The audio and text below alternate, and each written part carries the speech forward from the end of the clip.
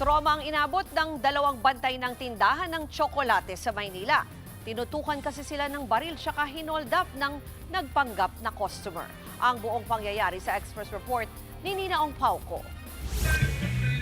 Tila ordinaryong mamimili lang ang lalaking naka-helmet nang pumasok sa tindahan ng tsokolate sa Santa Cruz, Maynila noong Huwebes ng hapon. Lumapit siya sa dalawang tendera na nasa kahera saka may tinatanong. Maya-maya, bumunot ito ng baril at ikinasa, sabay deklara ng hold up. Ang isa sa mga tendera agad itinabi ang kanyang cellphone, habang ang isa walang nagawa kundi iabot sa kawatan ng kanyang cellphone. Pinabukas din ito ang kaha at kinuha ang mga pera.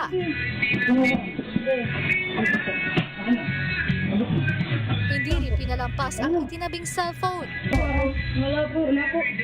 Nang makalabas ang suspect, dali-daling nagtago ang dalawang staff at napaiyak na lang sa loob ng CR. Ay pumasok po na isang lalaki. Naka-helmet po siya. Tinignan niya po kung may kasama kami. Pag bumalik po siya sa counter, nagtanong po siya kung magkano yung chocolate. Sumagot po yung kasama ko na 650 pesos. Tapos nung nakaramdam na po siya ng iba, tumayo po siya. Pagkatayo niya po, umugot na po ng baril yung hold-upper. Tinuturo niya po yung kaha. Wala pang 2.5 minuto ang itinagal ng pang-hold up. Natangay ang 3 cellphone at 16,000 pesos na kita ng tindahan. Sa CCTV naman ng barangay, makikita ang suspect na sakay ng motorsiklo. Naroon din ang angkas na nagsilbing lookout.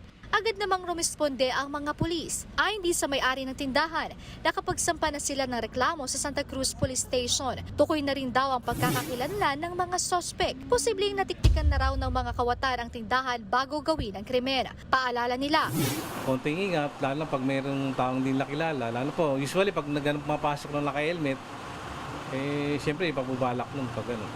nagsasagawa na ng manhunt operation ang mga pulis para mahuli ang mga sospek. Nagbabalita mula sa frontline, Nina Ong Pauco, News 5. Mga kapatid, Ruth Cabalco, para sa mabilis na pasada ng mga balitang dapat niyong malaman, mag-follow at mag-subscribe sa social media pages ng News 5.